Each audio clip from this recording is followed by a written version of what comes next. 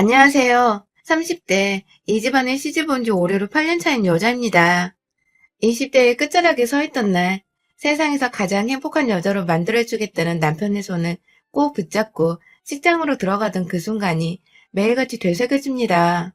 그때 내가 식장을 뛰쳐나갔다면 지금쯤 나는 전혀 다른 삶을 살고 있지 않을까 싶기도 하고, 연애만 했다면 오히려 남편과는 기분 좋은 추억들만 남긴 채 좋게 헤어질 수 있지 않았을까 싶기도 하고, 참, 안 해도 될 지난 일들을 상상해보면서 별걸 다 혼자 각색해보려 합니다. 저는 결혼을 하기 전부터 참 시끌벅적한 인생을 살았다고 자부할 수 있어요. 결혼을 한 후에도 변한 것 하나 없이 오히려 더 씁쓸하고 가슴 아플 만큼의 역경을 많이 겪었고요. 저는 대학을 나오지 않았습니다. 이유는 단순했어요. 가정형편이 좋지 못했거든요. 그 당시 학자금 대출이 지금처럼 아주 흔한 것도 아니었고, 대출이나 은행 일이 무지했던 19살 저는 단순하게 우리 집이 너무 못 사니까, 그리고 부모님도 대학이 부담스럽다며 누누이 말씀을 하시니까 당연히 꿈도 꾸지 못할 곳이라고 생각을 했습니다. 그렇게 친구들이 대학을 갔을 때 저는 돈을 벌겠다고 공장에 들어가 이교대를 하며 학비를 모았고, 부모님도 챙겨드리며 조금씩 모아보다가 제 스스로 학교에 들어갈 수 있을 만큼의 돈이 모였던 24세, 결국 대학 가는 꿈은 완전히 포기를 했어요. 남동생부터 대학을 보내야 하지 않겠냐며 고등학교 졸업 후에 군대를 가르던 애를 붙잡으시면서 제게 학비를 부탁하셨거든요. 집안의 장남이니까. 남자니까 대학은 반드시 나와야 한다면서 당연스레 제가 모아놓은 돈을 동생이 학비로 쓰자고 말씀하시는 부모님께 감히 거역을 할 수가 없었습니다. 당연히 그래야 한다고 저조차도 생각을 했던 것 같아요. 정말로 남동생은 이 집안의 장남이었고 대학이라도 보내놓으면 뭐라도 집안에 도움되는 일을 해주지 않을까 싶기도 했어요. 하지만 그렇게 20살부터 누나가 피땀 흘려 모아온 돈으로 대학을 간 남동생은 3학년이 되었을 때 사고를 쳐서는 같은 학교 캠퍼스 내 여자애를 임신시켰고, 그 바람에 학교도 휴학을 하고 돈을 벌겠다고 사회를 뛰어들었고, 그렇게 나온 대학을 결국 애가 태어나면서 복학도 못한 채 군대부터 후다닥 다녀오겠다고 급기야 중퇴를 해버리고 말았습니다. 정말 남동생이 생각지도 못했던 방향으로 흘러가는 인생에 제가 다 실망과 울분을 토해내야 했고, 왜인지 내리막길로 가는 남동생의 인생을 따라 제 인생조차 완전히 흙구덩이에 파묻히는 듯한 심정이었습니다. 기껏 내가 번 돈으로 대학을 보내놨더니 한다는 짓이 참 화도 안 나고 너무 울어서 나중에 눈물조차 메말라 버렸죠. 결국 남동생이 자퇴하고 군대 들어가던 날 저한테 지 여자친구랑 얘까지 맡겨놓고 가버린 바람에 저는 졸지에 한가정의 가장이 되어 버는 돈을 또 족족 조카를 키우는데 보태 써야 했고, 나중에 남동생이 부양가족 문제로 일찍 조기 제대를 했음에도 이미 제가 벌어다주는 돈에 너무나도 익숙해진 동생은 너무나도 당연하게 제게 아이를 부탁한 지 어디서 돈을 버는지 집은 들어오지 않고 매번 밖에서 겉돌았죠. 나중에 보니 동생네 커플은 이미 쫑이 날 대로 나 있었고, 여자 쪽에서는 절대로 결혼을 반대하고 있었어서 결국 남동생은 양육비를 주는 조건으로 깨끗이 헤어지게 되었으나, 그로 인해 저 혼자 중간에서 완전히 새가 되어버렸죠. 어차피 헤어지고 양육비를 줘야 할 거, 왜 그간 내가 양육비와 살림살이에 필요한 생활비까지 가져다주고 있었는지, 사고는 둘이 쳐놓고선 왜 어머니가 돈이란 돈을 다 갖다 바치면서 애 걱정에 다 큰 성인도 걱정을 하고 있었는지 후에 막심했지만 때는 이미 늦었었죠. 그 후로 저는 완전히 개털이 되었고 몸은 몸대로 너무 망가져서 계속 공장에서 일을 하기가 힘들었습니다. 대학을 너무 가고 싶은데 갈 수 있을 만큼 돈을 빨리 마련할 방법을 더 이상 찾지 못하게 되었죠. 누가 나 같은 걸 써주기나 할까 싶지만 정말 딱 한순간 술집이라도 나가봐야 하나 싶은 나쁜 생각도 한 적이 있었어요. 그 정도로 제가 너무 최악의 상황이었던 그때 무작정 당장의 생활비를 벌겠다고 숙식이 가능한 알바 자리를 찾았습니다. 바로 골프장 캐디였어요. 무작정 집을 뛰쳐나가서는 저 혼자 제발 살고 싶다며, 하지만 능력이 안 되니 구하고 구한 알바가 캐디였죠. 그 당시 같이 공장 일을 하던 언니의 도움을 받아서 어디 산 깊숙이 있는 골프장까지 따라가서는 무작정 한 달 정도 훈련을 받고는 일을 시작했습니다. 뭔가 이대로 내 인생은 쭉 똑같을 것이라고 생각을 했는데 정말 무슨 운명의 장난처럼 그곳에서 지금의 남편을 만났습니다. 남편은 골프장 손님으로 온 무리들 중 하나였는데 햇빛을 가려보겠다고 얼굴을 모자로 칭칭 감은 제게 유난히 따뜻하고 살가웠던 손님이었어요. 첫 만남부터 좋은 손님이라고 저도 참 감사해 했는데 그 후 남편은 자주 골프장을 찾아서는 저를 지목하며 캐디로 썼고 그렇게 나름 저의 단골 손님이 되어 자주 만나게 되었죠. 골프 치는 동안 시답지 않은 수다부터 시작해 서로의 인생 얘기까지 대화 코드가 잘 맞다 보니 진지한 얘기들도 점점 서스럼 없이 하게 되었고 처음에는 정말 단순히 제가 캐디로서 재미있고 또 자격을 갖췄기에 절 자주 찾아주는 줄 알았어요. 하지만 이내 남자친구와 있냐는 둥 혹은 골프장을 혼자 와서는 캐디와 1대1로 골프를 치려 하는 둥 뭔가 저와 사적인 시간을 점점 보내려 하는 남편의 태도를 알아차리고는 부담스럽다며 일부러 카운터에서 남편을 1차로 거절하기에 이르렀죠. 내심 남편이 좋아 보이긴 했지만 손님과 연애를 해서 일자리를 잃고 싶은 마음은 절대 없었거든요. 하지만 남편은 그걸 알아차렸는지 따로 저를 찾아와 진지하게 만나보고 싶다는 대시를 꾸준하게 했고 급기야 자주 얼굴 보기가 힘들다며 저에게 일자리를 제안하며 골프장 밖으로 데려 나오려 했죠. 거의 1년간의 구애를 지켜보며 저도 서서히 남편에게 마음을 열었고 그렇게 한두 번 남편이 운영하고 있는 작은 회사에 따라가 구경을 해보다가 결국 남편과는 결혼을 하며 저도 캐디 일을 완전히 그만두게 되었습니다. 일은 남편 회사 공장에서 다시 시작했고요. 때문인지 당시 결혼할 때 시부모님의 반대가 정말 심했어요. 제가 대학을 나오지도 않았고 심부름꾼이나 다름없는 캐디로 일을 하다가 자기야도 회사 공장에서 일을 하고 있다고 하니 며느리로 받는 게 싫으셨겠죠. 저도 왠지 남의 집 귀한 자식 뺏어다가 인생 망치게 하는 거 아닌가 싶어서 시부모님을 설득할 용기가 전혀 나질 않았어요. 하지만 제가 좋다는 남편의 완강한 태도와 제 분수를 하고 헤어지려는 저의 모습을 불쌍하게라도 보기 시작한 시아버님의 작은 친절이 결국 어쩌다 보니 결혼까지 하도록 만들더군요. 너무 감사했습니다. 그리고 죄송했어요. 제가 친정과는 연을 완전히 끊고 사는지라 결혼식에도 저희 부모님을 부를 수가 없었는데 내내 저를 탐탁지 않던 시어머니께서 그 모습마저도 완전 꽝인 며느리로 보였겠더라고요. 저와는 눈 한번 마주치지 않으려 하시고 그냥 보기 싫다고 공장에서 일하던 것마저 잘라버리신 바람에 저는 결혼 후 그냥 집안에 있으면서 완전히 집에서 살림만 하게 되었어요. 태어나서 처음으로 휴식다운 휴식을 취해볼 수 있는 시기이기도 했지만 늘 돈에 쫓겨 살았던 제게는 너무나도 불안했고 또 남편에게 미안한 마음도 컸죠. 남편 퇴근하는 길에 따라서 저희 집에 오곤 하셨던 시어머니는 집안 곳곳을 돌아다니시면서 손가락 하나 쓱 문질러서 먼지 한 톨이라도 나오면 집구석에서 넌 도대체 뭘 하고 있었니? 하면서 혼을 내셨고 할 줄 아는 것이 정말 하나도 없는 구제불능이구나 넌 하면서 제 지난 인생을 모두 평가해내시며 절 기죽이곤 하셨죠. 집안에 있음에도 곧 시어머니가 언제 들이닥칠지 모른다는 불안감 때문에 늘 제 몸을 가만 놔두지 못한 채 청소를 결벽증 환자마냥 해냈고 그래서 결혼하기 전 힘들게 돈을 벌었던 때보다 제 마음은 더 병들어갔습니다. 유일하게 제 편이 되어주던 남편도 처음에는 시어머니에 맞서서 싸우다 너무 집안에서 큰소리가 오고 가는 게 지쳤는지 나중에는 퇴근을 일부러 늦게 해서 시어머니와 저의 마찰을 안 보려 하는 등 자리를 피하는 방법을 택했죠. 덕분에 전 늘 최전방에서 혼자 적군과 맞서 싸우다가 총 맞고 피 흘려 죽는 기분이었어요. 그런데 참 제 기구한 인생은 끝날 기미를 보이지 않더군요.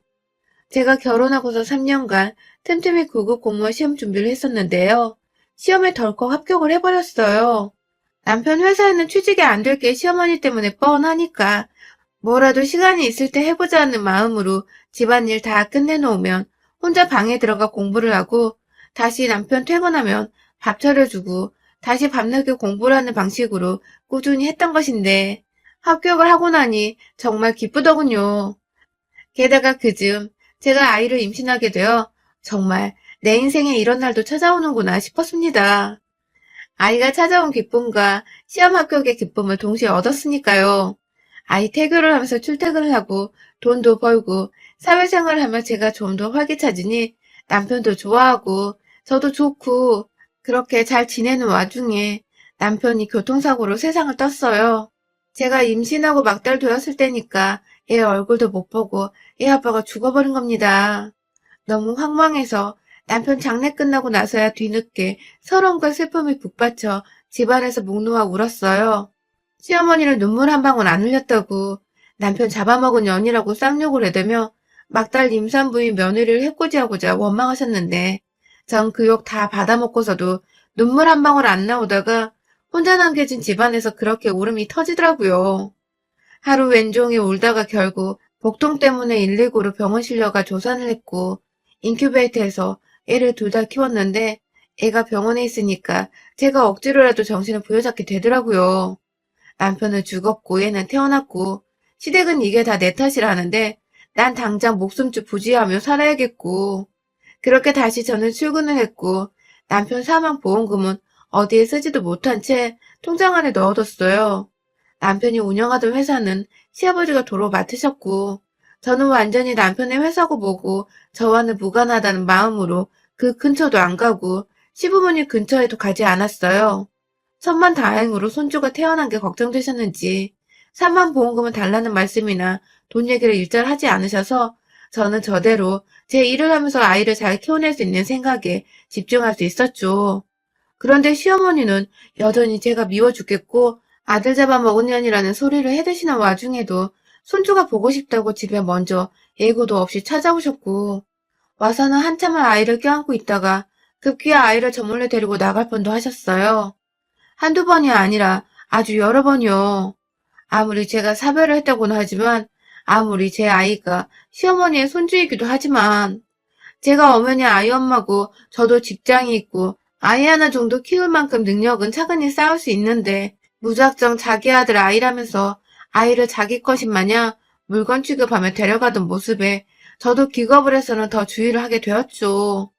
저 출근하는 동안에는 일부러 회사 근처에 어린이집을 구해서 아이를 집 밖으로 데리고 나와 맡겼고 평생 시어머니께 대들지 못하고 살던 제가 아이 덕분에 용기를 얻어서는 내 아이 함부로 데려가려 하지 말고 엄마인 저한테 허락 맡으세요. 라고 눈에 쌍심지를 켜고 말씀도 한번 드렸네요. 한 1년가량 꾸준히 아이를 집에 데려가려 안달이 나셨던 시어머니는 결국 포기를 하신 건지 그 다음부터는 저희 집에 말도 없이 찾아오거나 얘를 데려가려는 제스처를 보이진 않았어요. 옆에서 시아버지께서도 제가 일 다니며 아이를 열심히 키워내는 모습이 기특하셨는지 먼저 시어머니께 태도 똑바로 하라고 제 앞에서 혼도 한번 내주셔서 그 후론 시어머니도 소식이 거의 끊기다시피 했죠. 그러다가 얘가 3살 정도 된 해부터 시어머니는 시댁으로 저희 모자를 초대하셨죠. 처음 손주와 밥 먹고 싶다고 초대를 하셔서는 그 후로는 1년에 적어도 2~3번 정도는 아이가 보고 싶다고 저까지 자주 집으로 불러주셨어요. 어때 따뜻한 밥도 차려주시고 아이한테 용돈도 쥐어주시니 저도 감사하더라고요. 아이 곁에 누구 하나라도 어른이 더 있다는 사실에 내심 안심이 되기도 했고요. 왜인지 시어머니랑 잘 지내는 것도 같던 그쯤 시어머니는 점점 다시 예전의 모습으로 돌아가셨습니다. 점점 저희 모자를 찾는 횟수가 늘어나더니 급기야 1년도 안 되어 자연스레 아이를 키워주겠다고 하시더군요. 전 당연히 얘 할머니니까 아이를 마냥 잘 키워주실 거라 생각을 했어요. 그간 아들도 그리우실 텐데 아들 닮은 손주가 많이 애달프시기도 하셨을 테고 이제 우리가 서로 다 잘 지내는 것도 같고 그래서 흔쾌히 허락을 하고 아이를 시어머니께 맡기게 되었는데 그때부터 성질머리가 다시 돌아오신 겁니다. 지난 1년간 정말 쉬지도 않고 저를 달달 볶고 괴롭히셨던 시어머니. 아이를 인질로 삼고 저에게 생전 겪지 못했던 독한 미움을 받게 만드셨어요.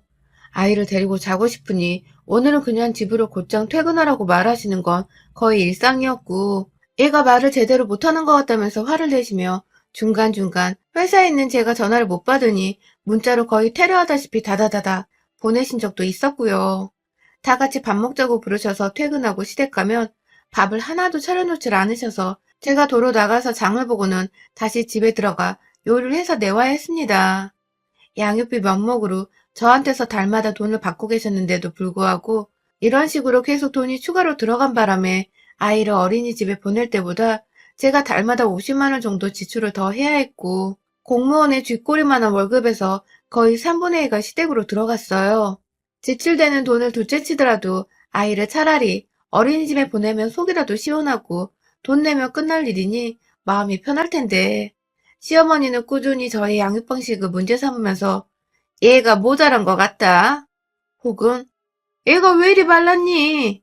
하면서 시어머님이 애 옆에서 해주셔야 할 문제를 퇴근하고 집에 가야 애를 보는 저한테 잔소리를 하면서 그게 다 제 탓이라는 듯 말하셨어요. 아이와 함께 집에 내내 계시는 동안 제가 드린 돈으로 맛있는 것도 좀 먹여주시고 애 책도 하나 더 읽어주시고 그러라고 돈을 아낌없이 드리고 있는 건데 이건 뭐 제가 어디 애를 눈뜨고 보고만 있는 조건으로 허공에 돈을 날리고 있는 꼴이더라고요. 그래서 제가 하다 제 눈에도 애가 월요일부터 금요일까지 시댁에만 가 있으면 저녁마다 밥 달라고 안달이 나고 아침에 가는 길에도 가기 싫다고 엄마 옆에서 잔뜩 떼를 쓰는 게 이상해서 더 이상 시댁에 일을 맡기지 않기로 했습니다. 날 잡고 시댁을 찾아갔어요. 주말에도 어디 맡겨놓을 데가 없어 가깝게 지내던 이웃집에 보내놓고서 앞으로 아이를 다시 어린이집에 보내려 한다고 곧 학교 들어가야 하니까 사회성을 위해서 필요로 한다며 굳이 다른 핑계를 대면서 최대한 시어머님이 기분 나빠하지 않도록 조심스레 말을 꺼냈어요. 워낙 저를 싫어하시는 분이니까 말을 또 곡해서 해석할 게 뻔했지만 제 아이를 생각해서 빠르게 결단을 내려야 할 일이었죠. 하지만 생각보다 순순히 알겠다고 하시던 시어머니는 정말 제가 놀랄 정도로 아이에 대한 미련이 1도 없이 그래, 나도 힘들다. 보내버려. 하시면서 자리에서 일어나시더니 기어코 다른 얘기로 대화 주제를 돌리시더라고요. 밥이나 먹고 가라며 또 밥을 해달라는 말씀을 하시길래 저도 괜히 죄송스럽고 감사한 마음에 네 하고서는 막 냉장고에서 있는 거 없는 거 다 꺼내서 밥을 차리려고 했어요. 옆에서 자꾸만 한숨을 쉬시길래 신경이 쓰였지만 뭘 만들어내야 할지 긴장이 돼서 있던 감자부터 꺼내서 껍질을 깎아내려고 하고 있는데 시어머니가 지나가는 말로 건네시더라고요. 근데 넌 참 얘가 볼수록 소름이 끼쳐. 라고 말해줘. 순간 잘못 들었나 싶어서 감자 깎다 말고 네? 라고 했어요. 그러다 시어머니가 내 새끼 잡아먹더니 내 손주까지 잡아먹으려고 안달난 거 내가 모를 줄 알아? 라면서 급기야 지 자식을 잡아먹으려는 어미 타령을 하더군요. 갑자기 죽은 남편 얘기는 슬프게 왜 꺼내는 것이며 엄마가 애 데리고 유치원 보내겠다는데 무슨 구미호 마냥 얄밉다고 쳐다보는데 진짜 억울한 건 말도 못하겠고 너무 서글픈 겁니다. 저도 모르게 화가 나서 애가 매번 여기만 오면 배고프다 하고 아침에는 가기 싫어하고 이런데 어떻게 엄마가 얘를 맡기려 하겠어요? 하면서 그냥 얘가 더 즐겁게 놀 수만 있음 거기가 어디든 보내려 한다고. 그러니 제발 죽은 남편 얘기도 저한테 싫은 소리도 제발 내지 말라고 하소연 했습니다. 세월이 몇 년이나 흘렀는데도 한결같이 나를 싫어하시냐고. 정말 남편 죽고 나서 한동안 흘리지 못한 눈물을 와락 쏟아내 버렸어요. 마를 줄 알았던 눈물샘이 무슨 댐 하나 터지듯이 와르르 무너졌죠. 하지만 시어머니의 제 탓하는 말버릇은 끊기지 않았습니다. 어디서 눈물로 무마하려 하냐고 그런 식으로 자기 아들을 꼬셨지만 자긴 못 꼬신다고 급기야 저한테 집안 말아먹은 독종이라고 뒤에서 제 등을 팍 치는데 정말 아팠어요. 등짝에 슬금슬금 붉게 타오르는 것도 같았고요. 그리고 이내 제가 눈이 돌아버리고 말았습니다. 이 얘기를 하다 말고 집안 말아먹었다는 소리를 듣고 있는 그 상황이 너무 이해가 안 갔지만 어쨌든 아들 일은 엄마니까 시어머니를 이해해보려 했는데 이건 정도가 심해도 너무 심하잖아요. 저도 모르게 깎고 있던 감자를 시어머니를 보지도 않고 던져버렸죠. 하나, 둘, 셋, 넷. 머릿속에서 감자국을 끓일까, 감자조림을 할까 수도 없이 고민하다가 된장이 있길래 그냥 후다닥 된장국에다 감자조림 해먹으려고 6, 7개 정도 되는 감자를 모조리 들고 나와 깎다 말고 뒤에서 절친 시어머니를 향해 던져대다가 급기야 옆에 간에 놓으려고 꺼내놓은 간장마저 후루룩 던져버렸어요. 감자조림 하려다가 급기야 그걸 시어머니 면상을 그릇 삼아 버무려버린 것입니다. 시어머니는 난리가 났죠. 당연히 저는 거기에 대고 너는 엄마 자격도 없는 년! 이라며 네 아들의 자식인데 며느리가 싫다는 이유만으로 애 데리고 뭐하는 짓이냐?